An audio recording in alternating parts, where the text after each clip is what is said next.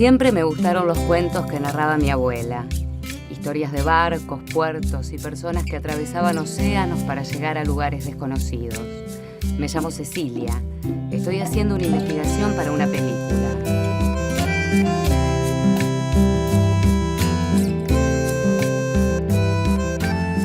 Buscando entre aquellas viejas historias, encontré una nueva historia para armar.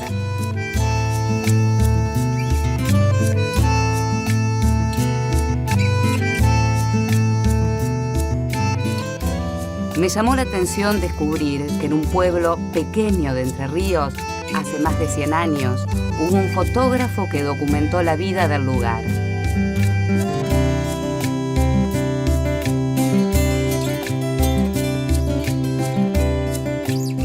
En este camino, entrevisté a Florencio Señolaza, fundador del Museo de Villa Urquiza. Él me conectó con Federico García, fotógrafo, especialista en rescatar material antiguo. Después visité a Lita Galetti, historiadora, y al fotógrafo Enzo Mancilla. También conversé con Hilda Brandi, investigadora.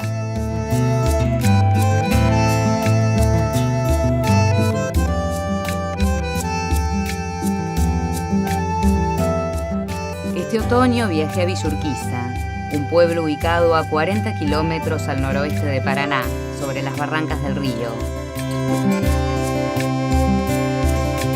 Resulta increíble pensar que estas tierras alguna vez estuvieron bajo el mar.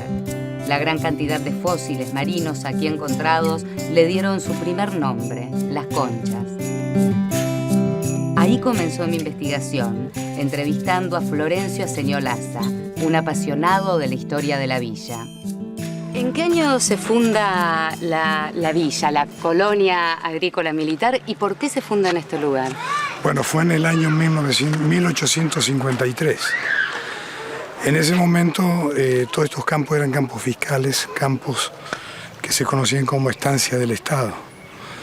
Y al general Urquiza se le ocurrió, en esa etapa de la organización nacional, cuando se empezó a tomar la colonización como un acto de Estado, optó por empezar a ocupar estas tierras que eran fértiles, que tenían, digamos, prácticamente eran solo el Estado era el dueño, a fraccionarla para que la gente que viniera, los extranjeros que llegaban en ese momento a Argentina entre 1853, 1860, 1870, encontraran lugares para trabajar, para producir, para generar riqueza, cosa que se hizo. Urquiza, sin duda su nombre clave en nuestra historia, polémico, amado por unos y odiado por otros.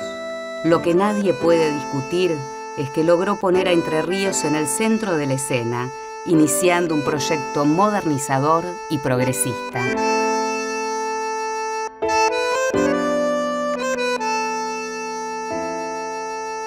Supo ver los tiempos que venían en el mundo occidental, y cuando hablamos del mundo occidental estamos hablando de los países que en ese momento, hacia mediados del siglo XIX, progresaban con esa idea de progreso sin límites, indefinido.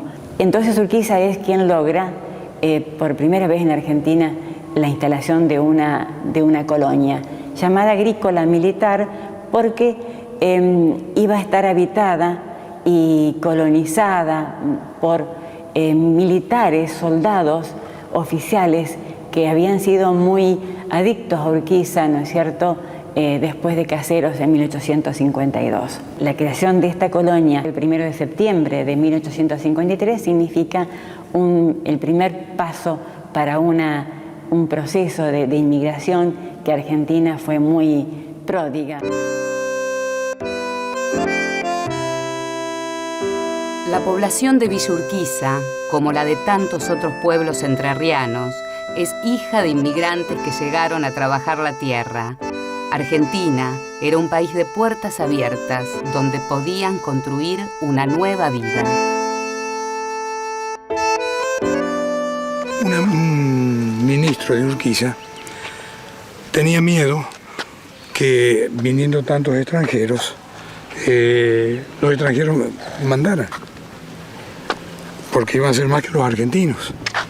Dice, no, déjenlos tranquilos, que vamos a poner un poco de cada uno de ellos. Por Entonces, eso las distintas corrientes que se afincan. De la calle, de la plaza para el sur estaban los vascos, mi familia que llegó en esa época. Al norte estaban los alemanes, al este los italianos. Los colonos vinieron amparados por la Constitución de 1853, que convocaba a todos los hombres del mundo que quieran habitar en suelo argentino. Los extranjeros que habitaron y que crecieron acá, de alguna manera, trataron de internacionalizar y de no, a diferencia de otros países, donde las colectividades se mantenían unidas, acá se mezclaron. Parece que si se unían en la vida, se separaban en la muerte, porque los cementerios sí que están bien separados. Está el cementerio alemán, que le dicen el cementerio protestante del año 1864, y el cementerio católico, parte el viejo y parte el nuevo. Y esto es lo que se conoce como el crisol de raza. El crisol de raza. Parte de la historia de cada pueblo está ahí, donde están los que ya no están.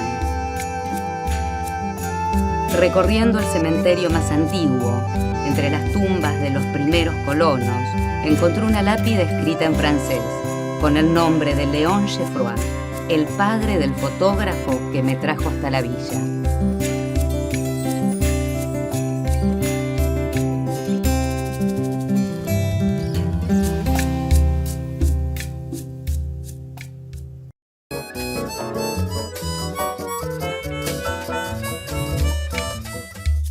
Amint Geffroy, un francés en Villa Urquiza.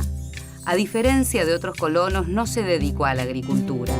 Se sabe que fue panadero, carpintero, luthier, pintor, peluquero y también fotógrafo, un verdadero buscavidas.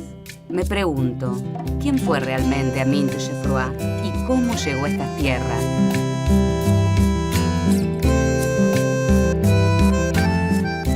Los franceses fueron una colectividad pequeña, relativamente las familias de ese origen llegaron alrededor de 1880, 1890, o sea, el pueblo ya estaba constituido. Y ya no eran tanto agricultores. Entre esta familia hay que destacar la familia Geffroy. Amint Geffroy llega a la villa siendo un niño. Su padre instaló aquí una panadería para seguir con el oficio que tenía en Francia. Como muchos de los inmigrantes, buscaron un lugar que les recordara su tierra natal.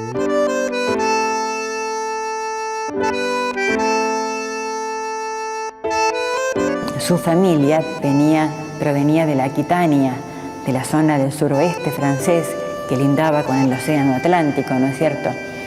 Es decir, estaba ligada a una salida al océano, a los mares. Aquí teníamos una colonia que se comunicaba a un gran río, ¿no? Como es el río Paraná. Geffroy vivió acá, en esta casa que está acá. Esta era la casa familiar. La casa familiar de Geffroy. Él, de alguna manera, se empezó a desarrollarse aquí y logró, digamos, pasar a ser el fotógrafo, el documentalista del pueblo. Entrar al Museo de la Villa es hacer un viaje en el tiempo. Esta casona antigua es una de las primeras construcciones del casco urbano. Allí me encontré con los objetos más diversos. Mucha gente del pueblo, cuando vio que esto era un ámbito de preservación, de cosas queridas, que recordaban su familia, las traían.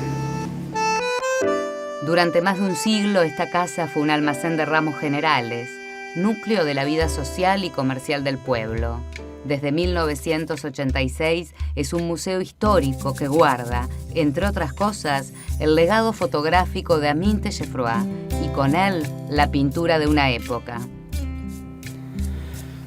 Y afortunadamente, uno de los últimos sobrevivientes de la familia, de los hijos de Geffroy, sabiendo que ya teníamos esta idea, un día me llama y me dice: mira, vamos a vender la casa que tenemos en Paraná. ¿Por qué no te llevas todo el material que tenemos acá? Y lo tenés, lo ubicas como quieras y tratás de por lo menos preservar lo que fue el padre mío.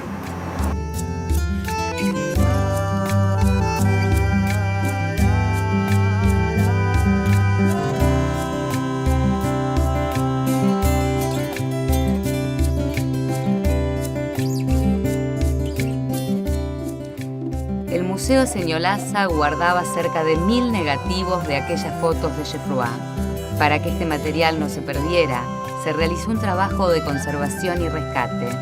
Decidí entonces viajar a Paraná y encontrarme en el Museo Histórico Martiniano Leguizamón con Federico García, el responsable de este delicado trabajo.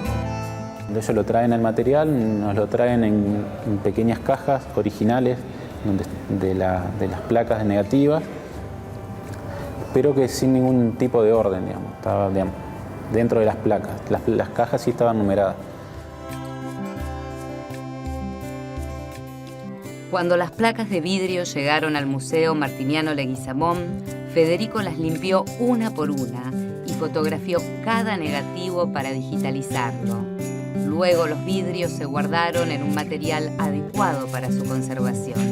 Gracias a este paciente trabajo, podemos acceder hoy a la colección de Geffroy.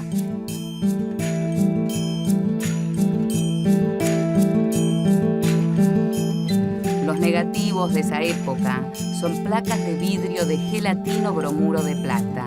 La dimensión del negativo determinaba el tamaño de la foto. ¿Qué pudo haber significado para esta sociedad, una población pequeña, tener un fotógrafo así? Porque no había un fotógrafo en todos los pueblos. Pensemos que las familias eran las del pueblo y las de la campaña, o las de la colonia. Cada uno empezó a encontrar que tenía que tener un registro de fotografías para sí y para los parientes que estaban afuera, a las cuales hacían 5 copias de una foto familiar y se la mandaban a los parientes que estaban lejos. Pero si ven qué bien que estamos, de aquí o de Europa, ¿no?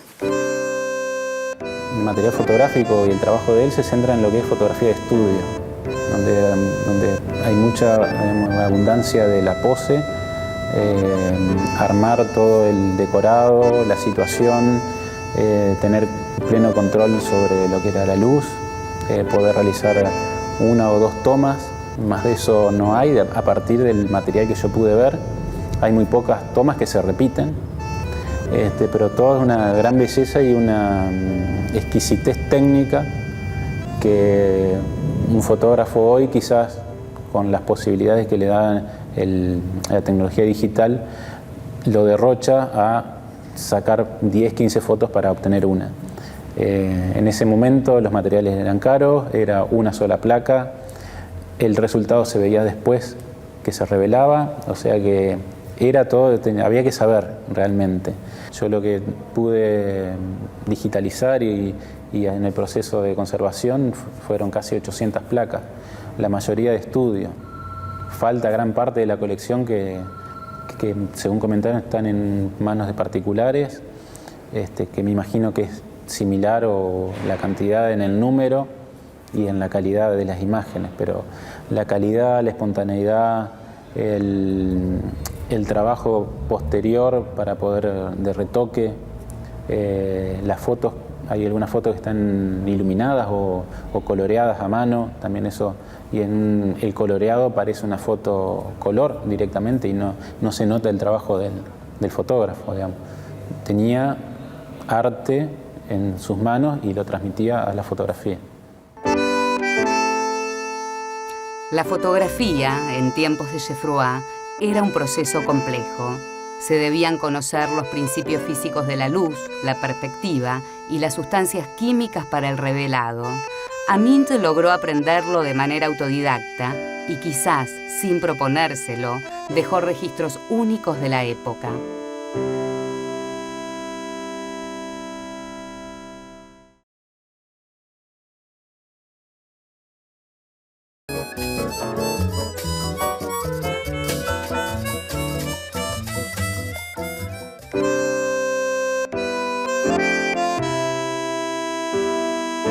Amint Geffroy, inmigrante y fotógrafo de inmigrantes, retrató a hombres y mujeres que por distintas razones llegaron a esta región. La inmigración debe entenderse desde dos miradas. Su tierra los expulsó y el nuevo mundo los convocó masivamente con promesas de bienestar y fortuna. Antes de hablar con Amint, uno tendría que hablar un poco de la inmigración, porque vos sabés que en un momento el país se hizo, como dijo Carlos Fuentes, los peruanos descienden de los incas, los mexicanos de los aztecas y los argentinos de los barcos. Y era exactamente así, porque era un territorio tan grande y una vez hecha la organización nacional, era necesario ocupar todos esos terrenos para explotar esos recursos naturales que estaban ahí sin usarse y además poblar el territorio.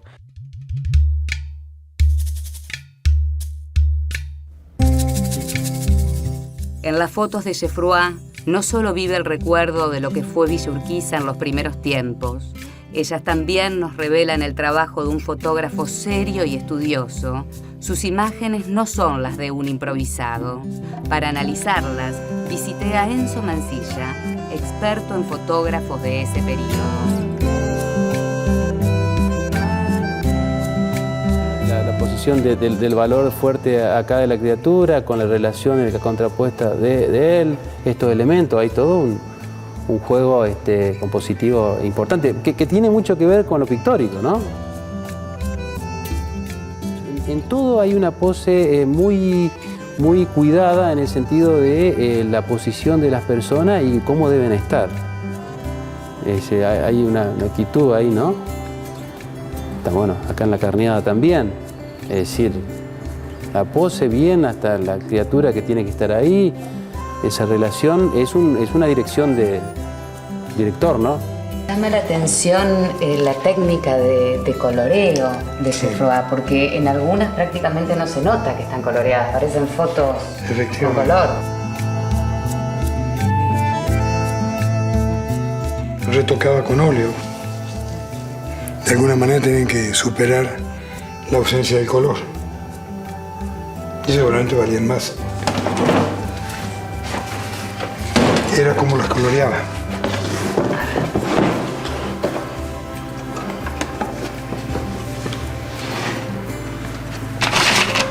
Óleo es. Sí. Es óleo. ¿Esto era de él? Sí, todo era de él. Qué increíble. La fotografía, para mí yo creo que la fotografía es una hija del progreso. Es decir, la fotografía, si nosotros nos ponemos a analizar cómo se conforma el elemento fotográfico, es básico, es decir, no hay nada muy complejo. Por lo tanto, tranquilamente podía haber existido la fotografía mucho antes de 1836. Pero hacía falta que sea necesaria. Todas estas colonias necesitaban de la fotografía para poder documentar lo que estaba pasando y poder también servir de propaganda, ¿no es cierto? Por tanto, para mí, la fotografía en todas estas poblaciones fue muy importante. Cuando empiezan a progresar estos colonos en el trabajo de la tierra, empiezan a mostrarse también en muchas mejores condiciones sociales y la fotografía podía reflejar, la única que podía reflejar de manera análoga esa situación, ¿no es cierto? Eso permite una lectura social la fotografía, porque ese, por ejemplo, como eran caros las primeras fotografías, los daguerrotipos, quienes se fotografiaban eran las personas acomodadas. Fotografías de gente del pueblo, de negros, hay muy pocas. Entonces todo eso es lindo para leerlo, ¿no? Porque no es la fotografía de la historia, sino la historia de la fotografía, ¿no?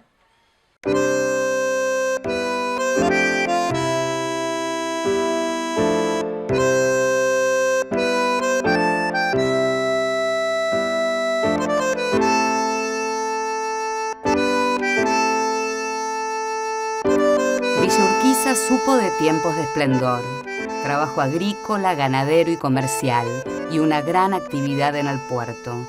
Hace años recalaban aquí grandes barcos para transportar los cereales hacia otros destinos. Hoy solo quedan ruinas de aquellos tiempos y la inmensidad del río como testigo.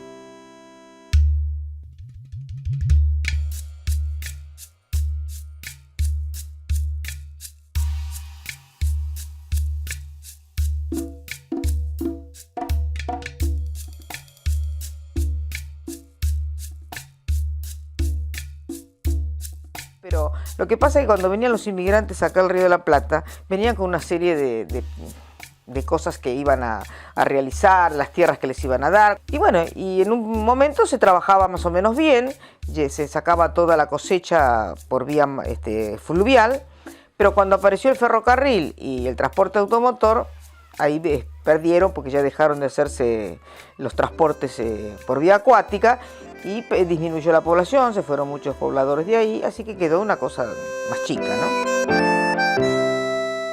Amint Geffroy también dejó la villa. En el año 1911 instaló en Paraná su estudio de fotografía universal y se convirtió en uno de los fotógrafos más requeridos de la ciudad. Su trabajo en Villa Urquiza ya estaba hecho, un documento imprescindible de nuestra historia. Es que no es solamente la imagen, sino todo lo que representa. A través de la fotografía se puede hacer, reconstruir una sociedad, saber cómo vivían, qué costumbres tenían, qué representaba cada fotografía. Y algunos fotógrafos se ponían de manera consciente a fotografiar ese progreso. Y otros de manera inconsciente, porque le llamaba la atención, porque le interesaba ver si podían vender esas copias a algún político o algún empresario que le interesara. Hoy día todo lo que es la fotografía antigua se ha valorizado mucho, ¿no? Entonces se está buscando todos esos fotógrafos que marcaron rumbo, ¿no? Porque además registraron cómo la evolución de los pueblos y todo.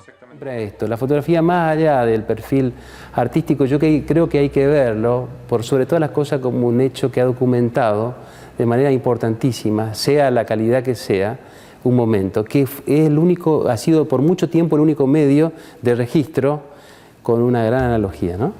Otro medio no lo tiene, otro medio de la representación, de la mejor manera, lo que sea. La fotografía dice, esto pasó, esto está, esto estuvo.